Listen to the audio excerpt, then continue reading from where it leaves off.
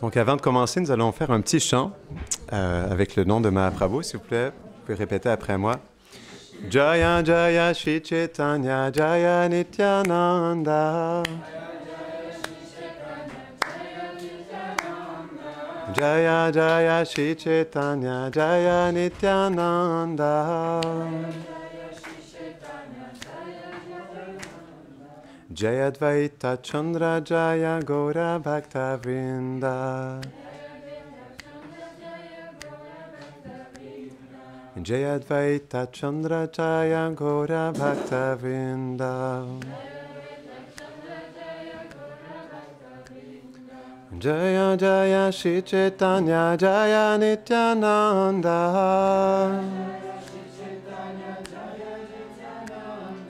Jaya Jaya Shri Chaitanya Jaya Nityananda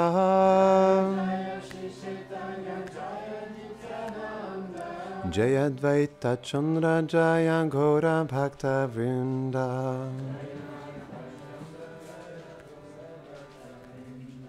Jaya Advaita Chandra Jaya Gaura Bhakta Vrinda.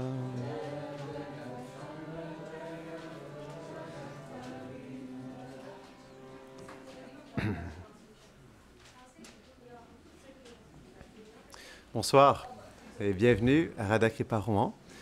Aujourd'hui est un jour qui est d'extrême bon augure parce qu'aujourd'hui c'est l'apparition du Seigneur Chaitanya.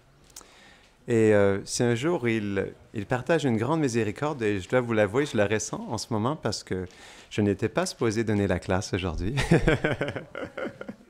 Et je me disais que je voulais partager cette opportunité à un autre dévot. Et finalement, je me retrouve ici devant vous. Donc, c'est là qu'on peut voir que la miséricorde du Seigneur fonctionne de toutes sortes de manières et je réalise que c'est sa miséricorde aujourd'hui que je puisse glorifier cette merveilleuse personne qui est Gauranga, Chaitanya Mahaprabhu. Donc, par quoi peut-on commencer? Parce que c'est expliqué que les gloires du Seigneur sont illimitées. C'est comme un océan. Donc, lorsqu'on souhaite partager les gloires du divin, c'est comme vouloir partager une goutte de l'océan, parce qu'on ne pourra jamais arriver au fin des qualités et des gloires du Seigneur, parce qu'elles sont illimitées. Donc, qui est Gauranga? Pour comprendre Gauranga, on doit en premier parler de Radha et Krishna. Donc, la vérité absolue, c'est expliqué dans d'innombrables textes sacrés en Inde. La vérité absolue, à la base, elle est à la fois le masculin et le féminin, ce qu'on appelle Radha Krishna. Donc, lorsque le divin se manifeste d'une manière masculine, il s'appelle Krishna, et dans son expression féminine, il s'appelle Radha. Et c'est très intéressant, c'est comme le yin et le yang. Avec Radha et Krishna, il y a toute la création qui se manifeste. C'est comme en fait, Radha, elle est la contrepartie de Krishna. Donc, Krishna, il est Shaktiman, ce qui veut dire qu'il est le possesseur de toutes ces énergies. Et Radharani, elle est l'énergie suprême.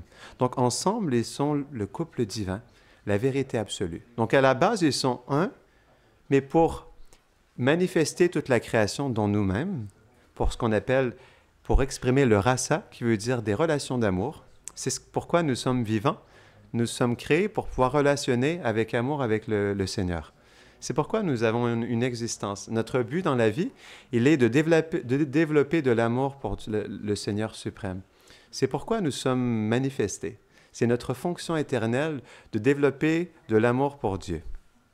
Mais ce qui se passe pour nous dans ce monde, on cherche à aimer toutes sortes de choses et on pense qu'on a besoin d'aimer autre chose que le Seigneur suprême, tandis qu'il est la source d'absolument tout. Donc, Gauranga, qui est Gauranga? Et ça, c'est quelque chose de très mystique. Donc on expliquait qu'à la base, Radha et Krishna, ils sont un, mais pour exprimer ce qu'on appelle le rasa, la création, parce que la création, elle est faite pour vivre l'amour. On peut comprendre dans ça que l'amour, c'est l'origine de tout. Et à la base, c'est par l'amour que tout a été manifesté. La création vient de ce désir de Krishna, la personne suprême, de vouloir relationner dans une relation d'amour avec tous les êtres vivants. Et c'est pourquoi nous sommes ici aujourd'hui. Même si nous ne le savons pas encore, notre but dans la vie est d'aimer Krishna et d'avoir une relation avec lui. Donc, Gauranga, c'est quelque chose de très particulier. Mais avant qu'on parle de Gauranga, je voulais vous lire un verset du Srimad Bhagavatam. Je vous invite à répéter après moi. Om Namo Bhagavate Vasudevaya.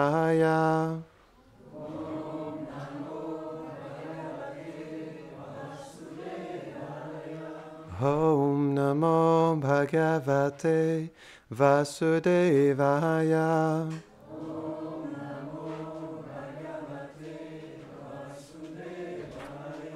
Om Namo Bhagavate Vasudevaya.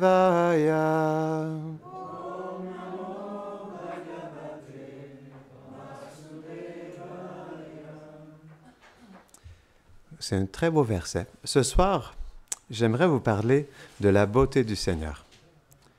Parce que Krishna, dans la Bhagavad Gita, il dit « Sachez que toutes les créations opulentes, belles et glorieuses, ne jaillissent que d'une étincelle de ma splendeur. » Et quand j'ai entendu ça pour la première fois, j'étais complètement choqué. Parce que j'avais fait à ce moment-là le tour du monde, j'avais vu des paysages extraordinaires, j'ai pris un bateau cargo sur le fleuve Amazon, j'ai marché dans les Himalayas, j'ai vu des paysages extraordinaires dans ma vie. Et là, j'entends cette phrase où Krishna dit « Sache que toutes les créations, toutes les opulences, toute la beauté, toutes les qualités dans ce monde ne jaillissent que d'une étincelle de ma splendeur. » Et quand j'ai entendu ça, j'ai tombé de très haut. Parce que, en fait, j'ai réalisé, lorsque j'ai lu ce verset pour la première fois, j'ai réalisé que tout ce qui m'attirait dans ce monde, tout ce que je désirais, tout ce à quoi j'étais attaché, est juste une fraction de la splendeur de Krishna. Quand on y pense un instant, c'est vraiment spécial. Donc, quand je me suis posé cette question, je me suis dit, mais à quel point Krishna doit être beau? À tous les matins, on chante Kandar Pakot, et c'est expliqué que Krishna, il est plus beau que des millions de cupidons. Dans ce monde, on voit des personnes qui sont très belles. Mais imaginez-vous l'origine de la beauté. Des personnes sont belles dans ce monde, mais l'origine de la beauté, à quel point ça doit être quelque chose de merveilleux. Et c'est pourquoi Krishna, il est plus beau que des millions de cupidons. Parce qu'il est la personne suprême, il est Bhagavan. Bhagavan, qu'est-ce que ça veut dire? Ça veut dire que c'est cette personne qui est Dieu parce qu'il contient ces 6 qualités d'une manière illimitée.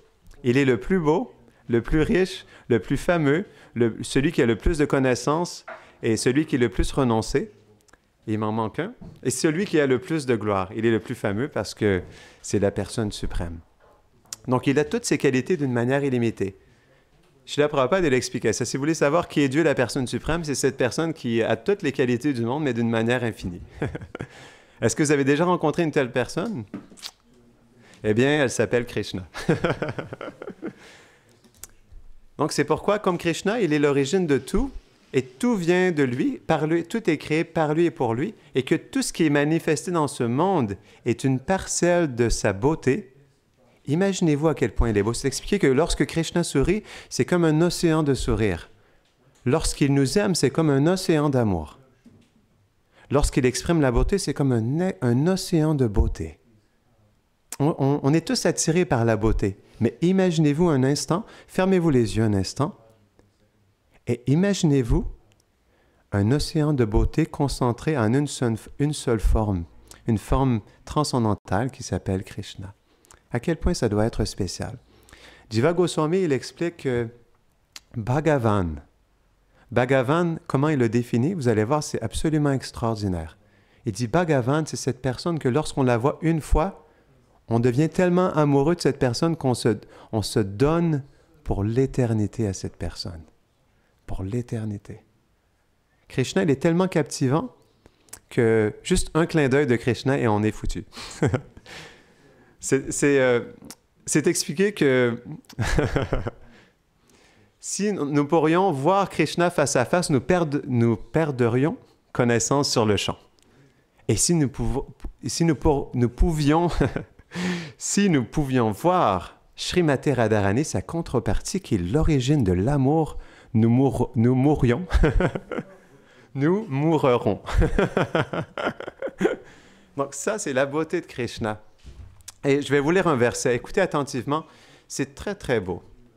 La personne suprême, Krishna, est le réservoir de toute beauté. Toutes les belles choses émanent de lui. Et sa forme personnelle est si attrayante qu'elle détourne les yeux de tous les autres objets, qui semblent alors dépourvus de beauté par rapport à lui. Lorsque le Seigneur Krishna était sur la terre, il attirait les regards de tous. Lorsque Krishna parlait, ses paroles attiraient l'esprit de tous ceux qui s'en souvenaient. Ceux qui ont entendu la voix de Krishna expliquent sa voix. Ils expliquent que lorsque Krishna parle, c'est comme le doux chant du coucou. Je ne l'imiterai pas, parce que je ne veux pas offenser la voix de Krishna. Mais c'est comme un chant du coucou ou comme un roulement de tonnerre. C'est à la fois très doux, mais à la fois très profond, très grave. C'est comme ça la voix de Krishna. Donc, en voyant les pas du Seigneur Krishna, les gens sont devenus attirés par lui et ainsi ils ont voulu offrir leurs activités quotidiennes au Seigneur en tant que ses disciples. Ils ont voulu se donner à lui. À chaque pas que Krishna fait, la terre veut se donner à lui. La terre manifeste toutes sortes de fleurs. Imaginez-vous, chaque pas que Krishna fait, la terre, les buissons, toutes les fleurs, les arbres laissent tomber des pétales de leurs branches, de leurs fleurs sur Krishna. Toutes les fleurs qui ne sont pas éclos, lorsque Krishna marche sur le sol, toutes les fleurs deviennent éclos, manifestent leur parfum pour Krishna. C'est quelque chose d'absolument inconcevable. De cette façon, Krishna répandit très facilement ses gloires. Vous comprenez pourquoi maintenant. Qui sont chantés dans le monde entier par les versets védiques les plus sublimes et les plus essentiels. Le Seigneur Krishna considérait que simplement, en entendant et en chantant ses gloires, les âmes conditionnées, nées dans le futur, traverseraient les ténèbres de l'ignorance. Satisfait de cet arrangement, il partit pour sa destination désirée.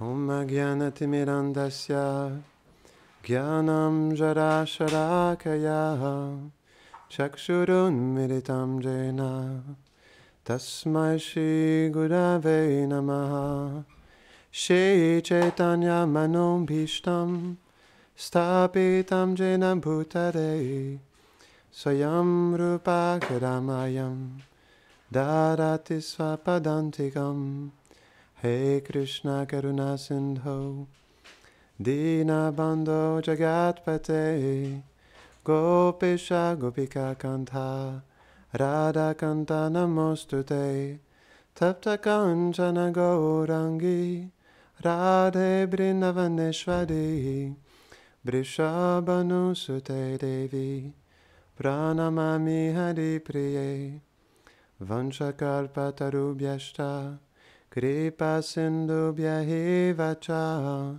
Patitanam Bhavanebhyo Vaishnavebhyo Namo Namaha Jaya Shri Krishna Chaitanya Prabhu Nityananda Shri Advaita Gadadhara Shivasadi Gaura Bhakta Vrinda Jaya Shri Krishna Chaitanya Prabhu Nityananda Shri Advaita Gadadhara Shivasadi Gaura Bhakta Vrinda Hare Krishna Krishna Krishna Hare Hare Hare Rama Rama Rama Hare Hare Namahum Vishnu Padaya Krishna Prasthaya Bhutare Shrimate Bhaktivedanta Swaminiti Namine Namaste Sarasvati Deve Gauravani Pracharine Nirvishesha Shunnavadi Pashtatade Shatadine. Donc souvent lorsque Krishna est décrit, lorsque sa beauté est décrite, on utilise souvent les fleurs de lotus. Vous avez tous déjà vu une fleur de lotus, mais est-ce que vous avez déjà senti une fleur de lotus? J'ai déjà dans ma vie senti une fleur de lotus. Quand je l'ai sentie, j'étais complètement abasourdi. C'était comme un mélange de nectar, de miel, de mangue et de rose. En tout cas, c'est l'expérience que j'ai faite de la fleur de lotus. C'est absolument extraordinaire. Là, je comprends pourquoi Krishna, il est glorifié comme un lotus. Souvent, on dit que ses yeux sont pareils au lotus, que son sourire est pareil au lotus, qu'il a des yeux pareils au lotus, des pieds pareils au lotus, que toutes les différentes parties de son corps sont comme des lotus. Mais est-ce que, quand on compare Krishna au lotus, est-ce que ça veut dire que le lotus est la source de la beauté de Krishna? Non, non, non, non, non. C'est plutôt le contraire. On compare au lotus, mais c'est parce qu'en fait, on doit comprendre que Krishna, il est la source de la beauté. Donc le lotus trouve sa beauté en Krishna. Mais comme le lotus est quelque chose de très beau, et on peut voir des lotus dans ce monde, souvent le lotus est utilisé. Parce que le lotus, c'est vrai, c'est très beau parce que, comme l'explique Krishna, il exprime une fraction de sa splendeur. Et c'est pourquoi le lotus, il est beau. Donc, lorsqu'on utilise quelque chose pour glorifier la beauté de Krishna, on doit toujours comprendre que c'est parce que Krishna, il est la source de la beauté. Mais où est-ce que le Seigneur Chaitanya, il entre en jeu dans tout ça? On expliquait que Krishna, il est la source de la beauté et lui-même n'arrive pas à comprendre sa propre beauté. Un beau jour, il était dans un jardin spécial. On parle de Dwarka Krishna, quand il était à Dwarka. Il était dans un jardin spécial et il était dans un jardin où il cueillait des fleurs pour façonner une belle couronne de fleurs pour sa bien-aimée Satyabhama. Et à un moment donné, lorsqu'il avait terminé de cueillir les fleurs, il a passé devant un pilier miroir en marbre qui reflétait la personne qui regardait le pilier. Et lorsqu'il est passé devant le pilier, il a vu une personne extrêmement merveilleuse. Et là, il a dit, « Wow! Mais qui est cette personne?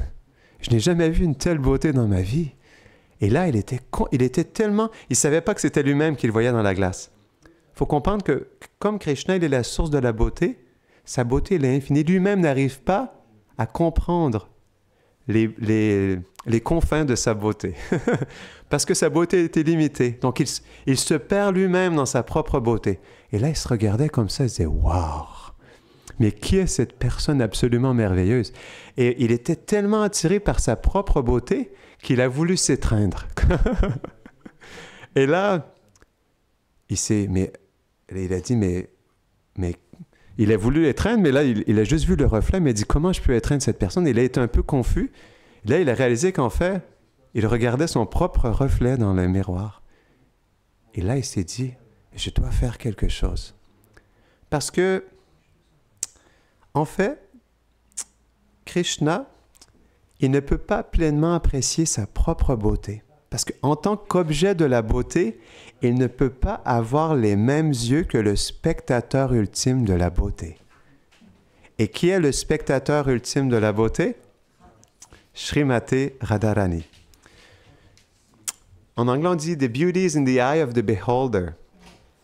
La beauté est dans le regard de l'autre. Et dans Chaitanya Charitamrita, Krishnadas Kaviraj Goswami, il explique quelque chose de très intéressant. Il dit que la beauté de Krishna se manifeste selon l'amour que nous avons pour lui. Par exemple, lorsque Mère Yashoda, elle regarde Krishna, elle a un amour parental pour lui. Et naturellement, elle est attirée par un aspect différent de la beauté de Krishna. Par exemple, lorsqu'il a 3 ans et qu'il va jouer dans la bouse de vache avec son frère Balaram, et qu'il revient et qu'il est vêtu, même si à cet âge-là, il est tout nu, il est vêtu de la tête aux pieds de bouse de vache. Et Mère Yashoda, quand elle voit Krishna comme ça, elle est tellement touchée par la beauté qui émane de Krishna à ce moment-là. Ou lorsque Krishna elle revient des pâturages et il est rempli de poussière des vaches de la tête aux pieds, Mère Yashoda, elle voit une beauté particulière en Krishna. Mais la beauté qu'elle voit en Krishna, elle est différente que la beauté de ses sakas, les amis de Krishna. Les amis de Krishna, ils apprécient la beauté de Krishna lorsqu'il fait des blagues, lorsqu'il se montre fort, lorsqu'il fait des jeux avec ses amis et lorsqu'il est vaillant.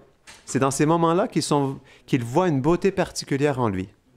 Et si on parle des gopis, les amoureuses de Krishna, lorsqu'elles regardent Krishna, elles sont touchées par son charme infini, par la douceur de son regard, par toutes ces choses différentes. Donc on peut voir que la beauté de Krishna elle se manifeste différemment selon le sentiment.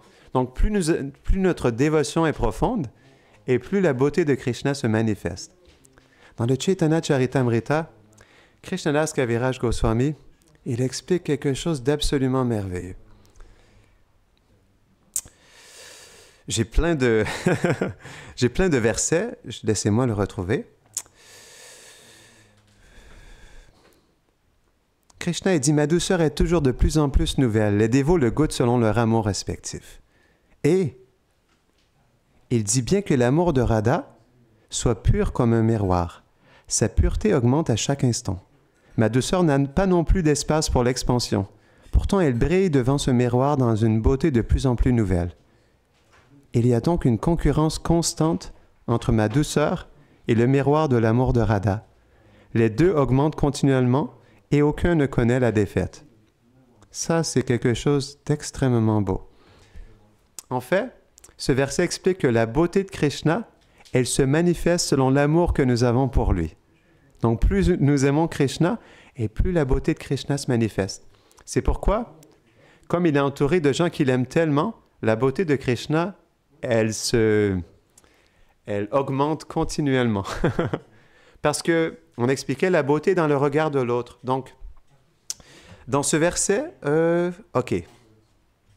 Dans un autre verset que je n'arrive pas à trouver, mais ce n'est pas grave, je vais vous l'exprimer quand même, c'est expliqué que à travers le regard, qui est comme le miroir du cœur, lorsque, par exemple, les gopis, les sakas, Mère Yashoda, la mère de Krishna, lorsqu'elle regarde Krishna avec amour, son regard est le miroir de son cœur. Et comme son cœur est rempli d'amour pour Krishna, lorsqu'elle regarde Krishna, elle regarde à travers le miroir de son cœur, qui reflète la beauté de Krishna. Parce que qu'est-ce qu'il y a dans le cœur de Mère Yashoda? Les qualités de Krishna et sa beauté. Donc plus elle regarde Krishna, et plus la beauté de Krishna s'exprime. Et plus la beauté de Krishna se manifeste, et plus il est touché par l'amour de Mère Yashoda. Et plus il la regarde, et plus la propre beauté de Mère Yashoda se manifeste. C'est pourquoi, comme l'expliquait ce verset, il y a une compétition constante entre la beauté de Krishna, qui est reflétée par le miroir du cœur de ses dévots, et leur propre beauté, qui est reflétée dans les sentiments que Krishna il a pour eux. Et c'est pourquoi il n'y a pas de défaite. Nul ne connaît la défaite parce qu'il y a une augmentation constante de la beauté. Et Krishna, il explique ça, vous allez voir, c'est quelque chose de très beau, qui manifeste une abondance de douceur plus grande que la mienne, qui n'a jamais été expérimentée auparavant et qui émerveille tout le monde. Hélas, moi-même, l'esprit abasourdi, en voyant cette beauté, je désire intensément en profiter comme Srimati Radharani. Ce désir de savourer sa propre beauté est devenu la principale cause de l'apparition de Krishna en tant que Gauranga et la distribution de la dévotion pleine d'amour, la cause secondaire. Donc Krishna, comme il n'arrivait pas à comprendre l'origine de sa beauté, on expliquait tout à l'heure que comme il est l'objet de la beauté, il ne peut pas percevoir lui-même pleinement sa propre beauté. Et pour pleinement la percevoir, qui de mieux que les regards de Srimati Radharani? Comme elle a un amour suprême pour Krishna, naturellement, elle peut percevoir la beauté de Krishna de la manière la plus élevée. Parce qu'on expliquait que la beauté de Krishna s'exprime à travers l'amour que nous avons pour lui. Et comme Srimati Radharani, elle est l'origine de l'amour, c'est pourquoi Krishna s'est dit « Je dois prendre la position de Srimati Radharani pour percevoir ma propre beauté. » Et c'est ce qui fait qu'il s'est manifesté. C'est expliqué que Gauranga, il est encore plus beau que Krishna. Pourquoi? Parce que Gauranga, on expliquait que Radha et Krishna ils sont un, mais ils se divisent pour exprimer l'amour, exprimer toute la création. C'est pourquoi ils sont tout de même un. Et Gauranga, qu'est-ce que c'est? C'est lorsque Radha et Krishna sont combinés, lorsqu'ils ne font plus qu'un. Et qu'est-ce qui se passe? Lorsqu'ils sont ensemble, Radharani regarde Krishna, rempli d'amour, Et cela augmente la beauté de Krishna. Et Krishna aussi, parce que l'amour est réciproque, Krishna regarde Radharani et il augmente la beauté en Radharani. Donc lorsqu'ils sont ensemble, c'est l'apothéose de la beauté suprême. Et ça, c'est Gauranga. C'est pourquoi Gauranga, il est encore plus beau que Krishna. Parce qu'il manifeste la beauté de Krishna à travers le regard du cœur de Srimati Radharani. C'est comme ça que Gauranga, il est la personne la plus belle. Donc c'est Krishna, mais dans la teinte de Srimati Radharani, qui souhaite se goûter lui-même, qui souhaite savourer sa propre beauté. Parce que comme Krishna contient des qualités illimitées, il souhaite aussi goûter ses propres qualités. Et ça, c'est quelque chose qui est absolument inconcevable. Et c'est ce qui fait qu'il est apparu en tant que Chaitanya Mahaprabhu. Il est venu dans la position de Srimati Radharani pour pouvoir, avec les yeux de Radharani, percevoir sa propre beauté. Et vous allez voir à quel point Chaitanya Mahaprabhu, il est beau. J'ai trouvé 2 versets dans le Sri Shachi Shutastakam, qui est un poème qui a été écrit par Sarvabhauma Bhattacharya. Son teint, ok, je vous invite à vous fermer les yeux un instant, parce que ces jours d'apparition, c'est une méditation, et on doit méditer sur les qualités du Seigneur. Et comme aujourd'hui, c'est son jour d'apparition, c'est un jour qui est très miséricordieux. Et Krishna, ou Gauranga plus précisément, Krishna dans son sentiment de Gauranga, il nous donne une audience particulière. Donc c'est pourquoi on doit avoir une méditation spéciale envers Gauranga aujourd'hui. Donc fermez vos yeux et écoutez attentivement. Son teint est d'une teinte crème fraîche, teintée de kumkum, qui est comme une poudre rouge safran. Il est le Cupidon toujours frais qui tire des flèches de fleurs nouvellement épanouies. Il porte des humeurs de plus en plus nouvelles, d'extase émotionnelle. Il aime exécuter de nouvelles danses.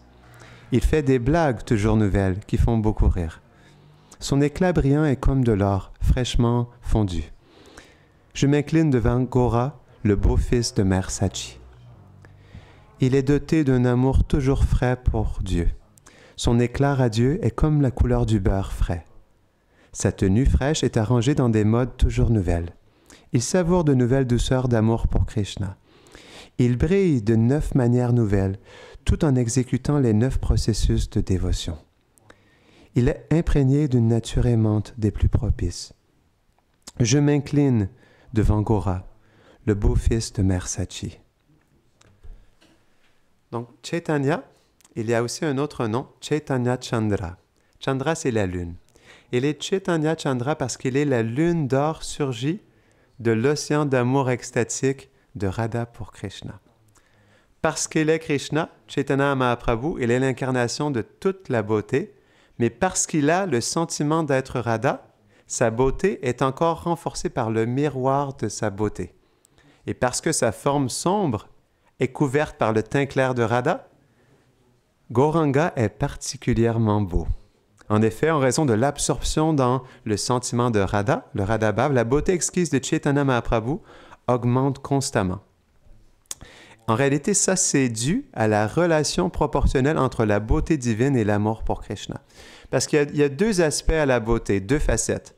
On expliquait qu'il y a le sentiment que nous avons pour Krishna, mais il y a aussi des degrés de beauté. Et vous allez voir, c'est quelque chose de très intéressant. Pourquoi Krishna est la personne originelle? C'est parce qu'il contient des qualités qu'aucune autre incarnation de sa personne ne manifeste. Par exemple, c'est vrai, c'est expliqué que Narayan, il a des pieds pareils au lotus.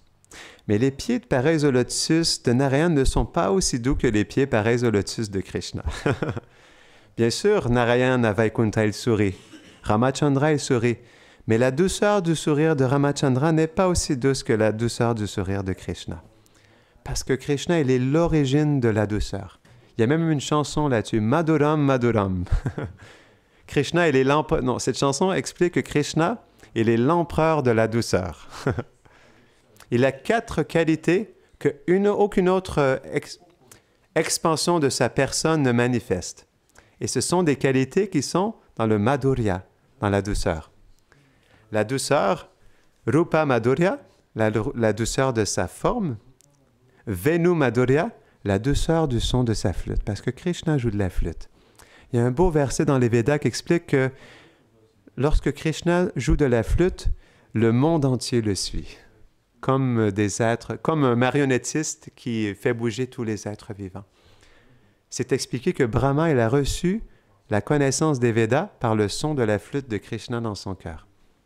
Donc la douceur de sa flûte, Venu Madhurya.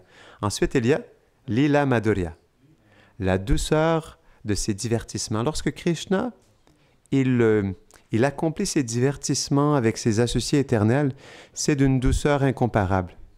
Parce que seulement dans sa forme de Krishna, il exprime des relations intimes comme à Vrindavan. Parce qu'en tant que Ramachandra, il a son frère, il a son épouse Sita Devi, Jai Sita Devi, mais tout de même, la relation qu'il a avec tous les autres dans son royaume est plus dans la servitude. Tandis que Krishna, au-delà de Ramachandra, Narayan, il exprime Sakyaras. Sakyaras, c'est la fraternité.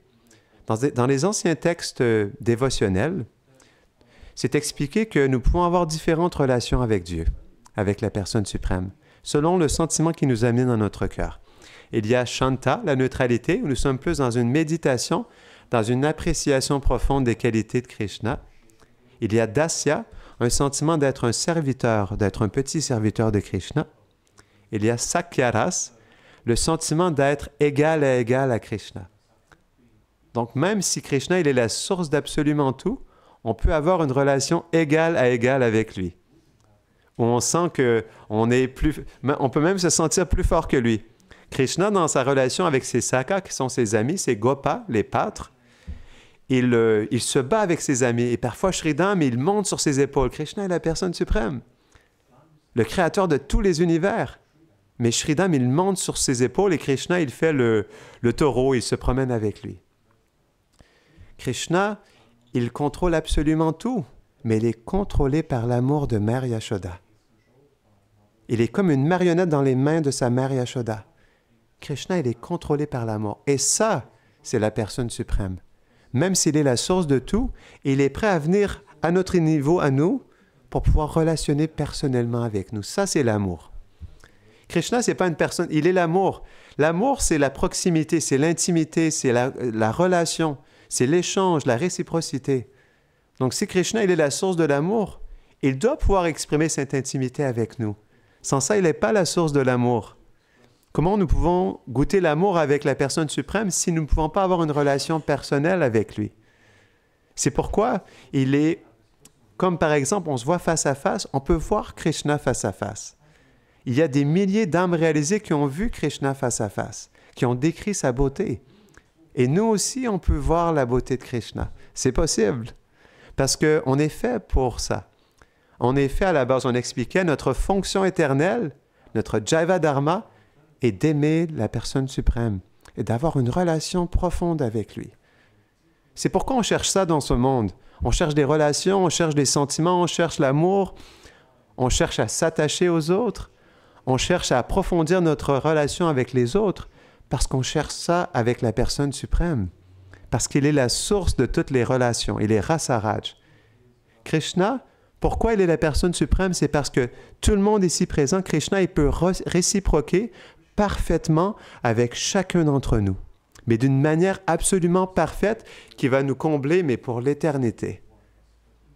Et ça, il le fait simultanément. Lorsqu'il est à Vrindavan, par exemple, pour bien comprendre, lorsque Krishna il est à Vrindavan, il est entouré parce que c'est inconcevable, lorsqu'il est avec ses associés, il y a des millions d'amis avec lui, des millions de vaches, des millions de ses amis qui l'entourent. Et Krishna, il est assis comme au centre d'une fleur de lotus.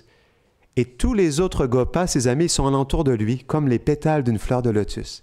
Et Krishna, malgré le fait qu'il soit tout seul, avec des millions de ses amis, il fait sentir à chacun, absolument chacun d'entre eux, qu'il le regarde, et qu'il pense à lui et qu'il réciproque avec lui, simultanément, en même temps.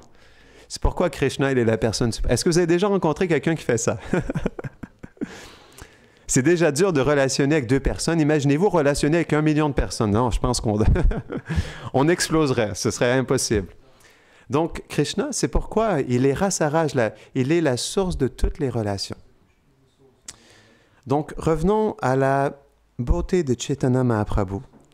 Donc, c'est pourquoi il a une beauté toute particulière, parce que c'est Krishna qui souhaite exprimer, plutôt faire l'expérience de sa propre beauté, mais aussi à travers ça, il veut nous montrer comment faire l'expérience de sa propre beauté à lui aussi. Il devient comme un étudiant de l'amour, parce que Radharani est comme sa professeure, sa maîtresse de l'amour, parce qu'elle est la source de l'amour. Et Krishna, c'est une raison aussi, parce qu'il se pose 3 questions. Et justement, Rasamani m'avait envoyé un verset, elle m'a dit, peut-être que tu pourrais utiliser ce verset pour la classe, il y a quelques semaines de cela. Et dans ce verset, c'est expliqué qu'il y a 3 raisons internes pourquoi Krishna il est venu en tant que Chaitanya Mahaprabhu. Il voulait comprendre quelles étaient les qualités en lui qui attiraient autant Srimati Radharani. Quelle expérience elle avait lorsqu'elle apercevait sa beauté. Et qu'est-ce qui faisait qu'elle était autant attachée à lui? Donc ces raisons, c'est ce qui l'a poussé Krishna. Il voulait comprendre, mais comment se fait-il qu'elle m'aime autant? Parce que la différence, c'est que tout le monde aime Krishna, mais Krishna, comme elle est une personne, il n'arrive pas à comprendre comment ça se fait que tout le monde m'aime. Ça, c'est dans son humilité. Il est la personne suprême, l'origine de toutes les relations, mais il se sent perdu lorsqu'il voit que tout le monde l'aime. Il se dit, il y a des milliards d'êtres vivants qui m'aiment. Radharani, elle est la source, l'origine de l'amour, mais moi, je réciproque avec chacun. Et c'est pourquoi il a voulu aussi comprendre qu'est-ce qui faisait que tous les êtres sont en amour avec Krishna. Et c'est pourquoi aussi il est venu. Et à travers ça, il est notre propre professeur. Il nous montre, nous, comment l'aimer, comment s'attacher à lui, comment devenir attiré à lui. En lui-même faisant l'expérience, il devient un élève et il nous montre, nous aussi, comment devenir des élèves de l'amour, comment apprendre à apprécier la beauté de Krishna. En réalité, qu'est-ce qui fait qu'en ce moment, nous n'arrivons pas pleinement ou encore à apprécier réellement la beauté de Krishna? C'est parce que cette dévotion dans notre cœur pour Krishna, cet amour n'est pas encore assez mature. Et ça, vous allez voir, dans le chemin vers Krishna, c'est quelque chose qui est vraiment spécial. Plus nous développons de l'amour et de la dévotion pour Krishna, et plus Krishna devient attirant. Parce qu'on expliquait, la beauté de Krishna s'exprime à travers le miroir de notre cœur. Et c'est pourquoi, à un moment donné, on devient de plus en plus amoureux de Krishna. Et ça se fait, c'est comme graduellement, de plus en plus. À un moment donné, c'est ce qui fait qu'on devient complètement attaché à lui. On est prêt à tout abandonner pour lui parce que plus on l'aime et plus il nous exprime sa beauté. Et plus nous tombons en amour avec lui. Et ça pour l'éternité. C'est un chemin d'amour. Et Krishna, plus nous cherchons à l'aimer, plus nous désirons l'aimer, plus nous cherchons à percevoir sa beauté, et plus il va la manifester dans notre vie. Vous allez voir, c'est quelque chose de tellement mystique. Mais ça commence par le fait d'entendre sur la beauté de Krishna. Un jour, il y a un swami qui a dit ça, je n'ai jamais oublié ça, lorsque j'étais dans un pèlerinage à Nabadwip, le lieu d'apparition de Chaitanya Mahaprabhu. Il a dit quelque chose qui m'a profondément touché. Il a dit, l'entrée dans le monde spirituel, dans la demeure éternelle de Krishna ou de Chaitanya Mahaprabhu, elle se fait en premier par l'écoute.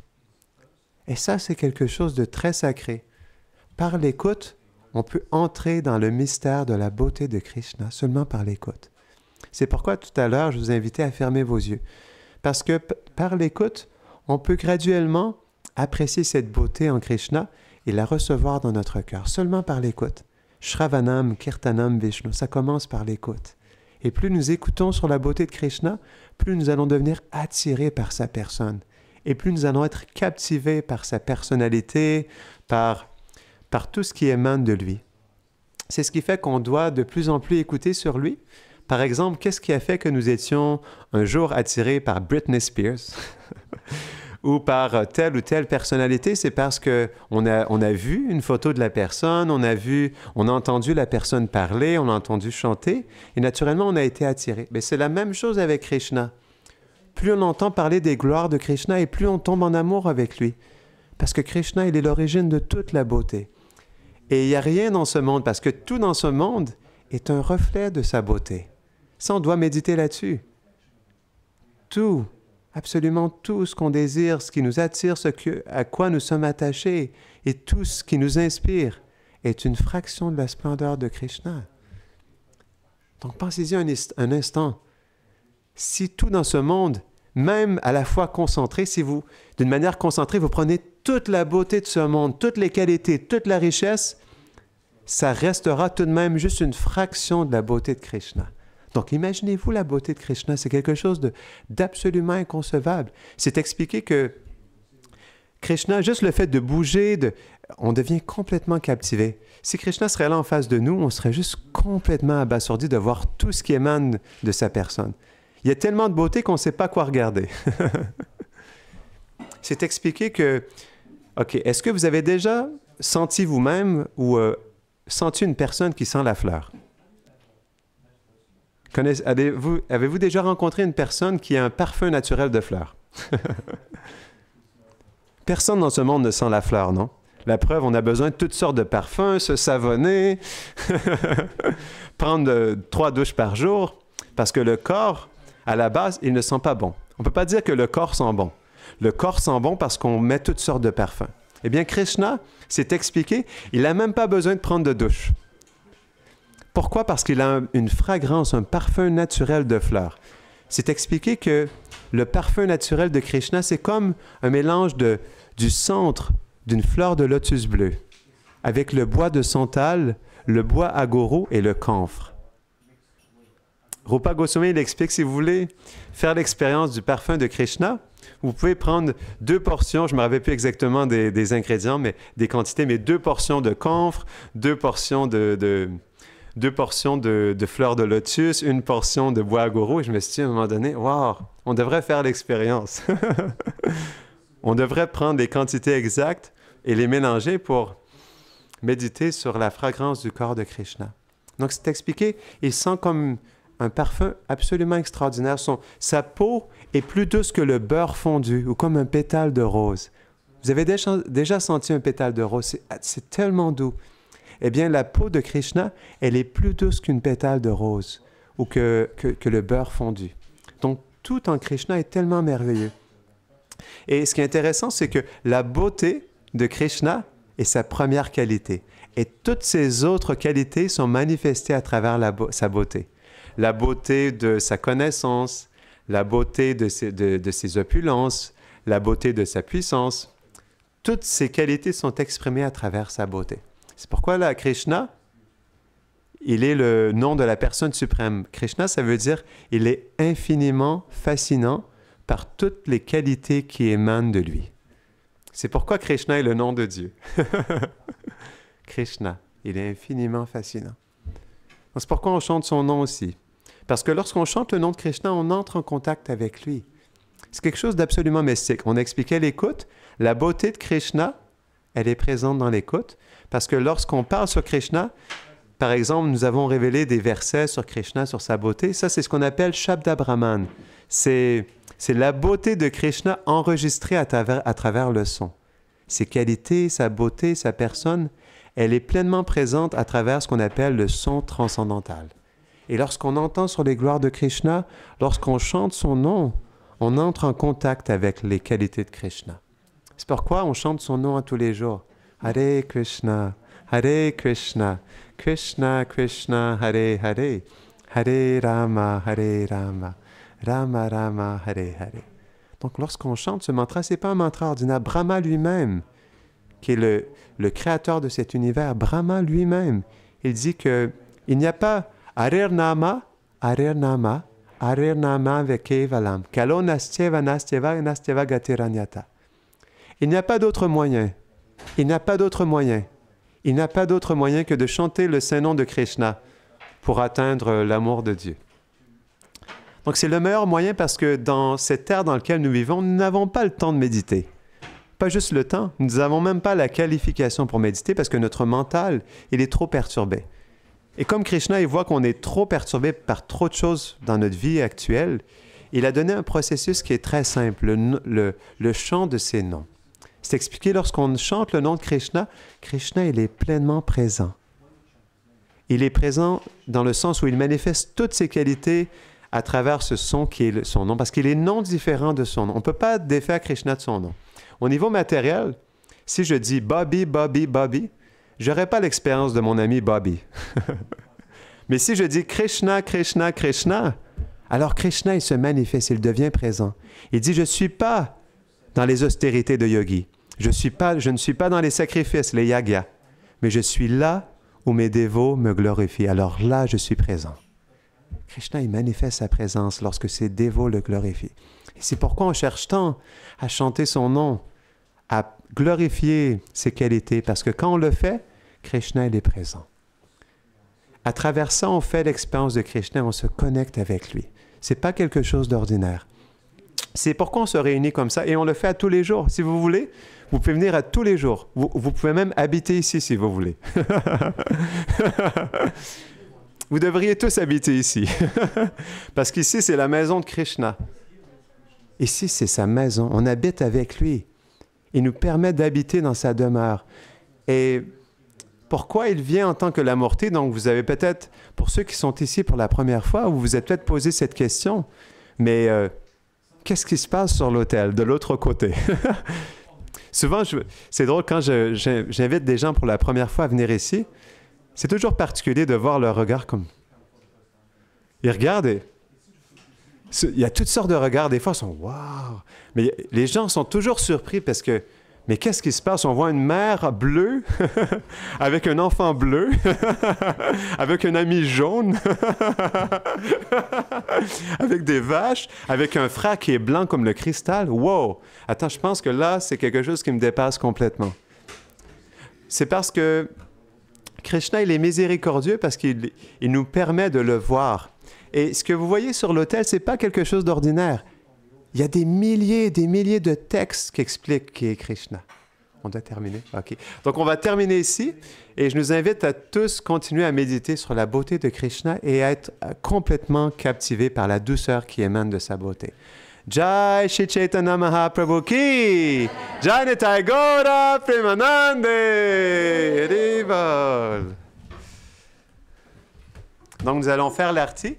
Nous allons chanter pour Chaitanya Mahaprabhu et toute la famille qui est présente sur l'autel. Et pendant que nous allons chanter, je vous invite à méditer sur la beauté de Krishna et sa famille.